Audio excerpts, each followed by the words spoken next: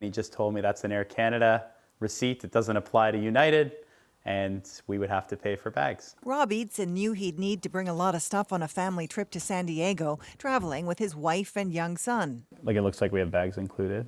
So he paid a higher fare to make sure all 3 Air Canada tickets included 1 bag per person. Their flights were what's called a codeshare, meaning one airline, in this case Air Canada, sells seats on a flight operated by another carrier, in this case United.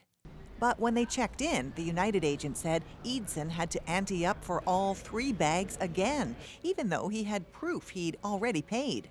Eadson filed a claim for compensation, but Air Canada refused to reimburse him. For them to just say, absolutely, stonewall you and say no is really disappointing. It's also violating federal rules on baggage that say when passengers have a ticket to and from Canada that involves more than one airline, carriers must apply a single set of baggage rules. It's a question of Air Canada dropping the ball in making sure United knows the conditions of the fare that the passenger was ticketed on for this United Airlines flight. Air Canada could also be violating the Competition Act, says this UBC prof, selling tickets at one price, then customers get dinged with more fees.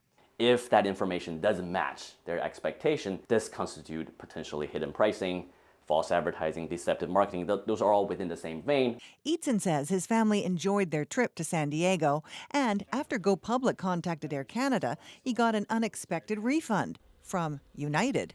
Go Public has heard from other Air Canada passengers who were also overcharged for baggage.